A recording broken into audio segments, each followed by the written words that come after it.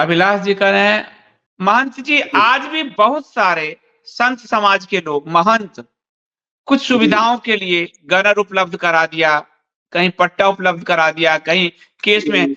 आज भी संत समाज के और अखाड़ों के बहुत सारे लोग इनकी पैरवी कर रहे हैं।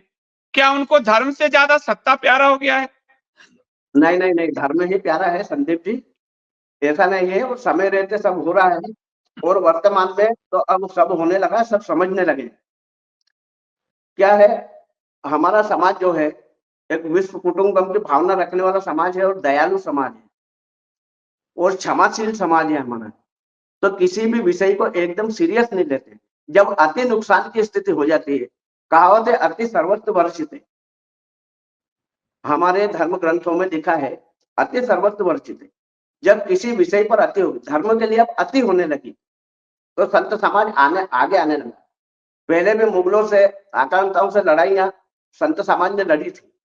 महाराणा प्रताप को भी मदद संत समाजों ने की थी, अखाड़ों ने की थी संदीप जी। 400 महात्मा महाराणा प्रताप के युद्ध में भी सही जो है अपने प्राणों की आहुति दी थी। देश आजाद होना साधारण बात नहीं है, महात्माओं ने भी इसमें अपने प्राणों की आहुतियां दी है। हमारे पूर्वज वीर सावरकर जी जैसे, महाराणा प्रताप जी, इन्होंने, संभाजी महाराज। बड़ा आश्चर्य होता है कि क्या यदि हम अब रिस्टोर नहीं कर पाए हमारे मठ मंदिरों को, तो इनके पूर्वजों को हम माला कैसे चढ़ाएंगे? हमें धिक्कार है इनके चित्रों, जो मूर्तियों पर माला चढ़ाना भी धिक्कार है। तो ये हो क्या रहा है, समझ से बाहर है भाई कि हो क्या रहा है। मैं आपको इन्हीं महंत में जी कैसे बात ये बताऊं, वचन। आप कह रहे हैं माला चढ़ाने की बात। जब 2001 में गुजरात में नरेंद्र मोदी जी मुख्यमंत्री बने, तो 5 मूर्तियों पर माल्यार्पण करने गए, 5 महापुरुषों के। पांचों के पांचों कांग्रेसी थे। एक भी इनका अपना, न इनको सावरकर समझ में आया, न श्यामा प्रसाद मुखर्जी समझ में आया, न दीनदयाल उपाध्याय समझ में आया। इनको समझ में आया अम्बेडकर, गांधी, सरदार पटेल। तो ये तो कब से अपने महापुरुषों का माल्यार्पण छोड़ चुके हैं, ये तो बहुत पहले से छोड़ चुके हैं। जी जी जी, मैं समझ रहा हूँ, उसी विषय पर मैं आपको बोला था कि फिर तो हमें इनको और माला चढ़ाना भी धिक्कार है। क्या भौतिक आजादी के लिए आज हमारे को जो है सारा करने के लिए हमारे इन्होंने जो है अपने प्राणों की आहुति दी है।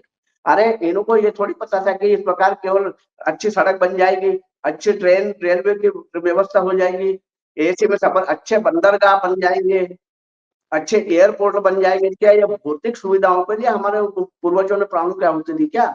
ये तो फिर धिक्कार है हम लोगों को। या हम, ये हमारे भारत को संप्रभु राष्ट्र नहीं बना। संप्रभु राष्ट्र तो फिर किस बात के लिए संप्रभु राष्ट्र है भाई, जब हमारे संप्रभु ऐतिहासिक तो पुराण। मान जी, संप्रभु तो कहाँ है, चीन घुस गया। कैलाश मानसरोवर की यात्रा हिंदुओं की 4 साल से बंद है, उस जी रास्ते पर उसने मिसाइल बेस बना लिया। अभी जी जी जी बांग्लादेश हमारी संप्रभुता को चुनौती देता है। भारत सरकार को जी धमकी दिया है कि तुम वापस करो शेख हसीना को। श्रीलंका जी कभी जी। धमकी देता है, कभी मालदीव धमकी देता है, कभी नेपाल निकालता है, कभी भूटान जाके चीन से मिलता है। तो हमारी संप्रभुता को तो ऐसे ही रौंद दिया है सबने, है कहाँ? इसका प्रमुख कारण है संदीप भैया जी, तुष्टिकरण की नीति।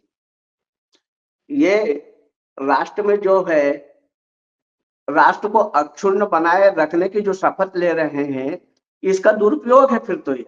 यदि राष्ट्र की रक्षा नहीं कर, राष्ट्र की रक्षा हो कहां पर, चारों तरफ से तो त्राही त्राही हो रहा है।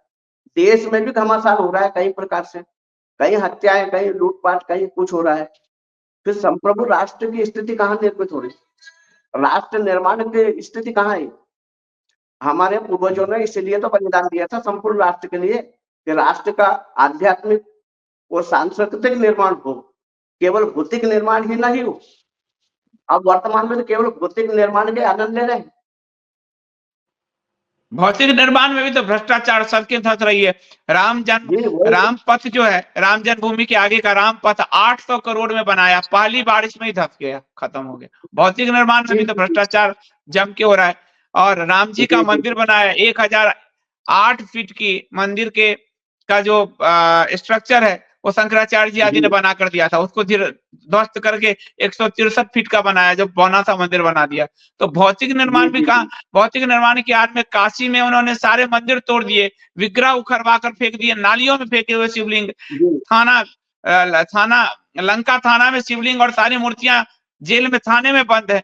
तो भौतिक निर्माण भी कहाँ, ये तो सब नाश करने पर लगे हैं।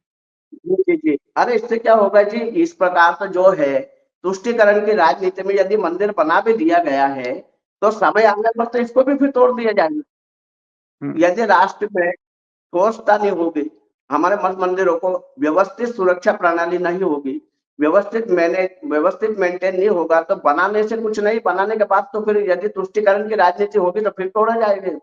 समय आने पर उनको उनकी स्थिति समय बलवान हो जाएगा, तो फिर वो फिर तोड़ा जाएगा। तो क्या बार बार यही होता रहेगा? हमारे पूर्वजों ने फिर इसीलिए ये बलिदान दिया।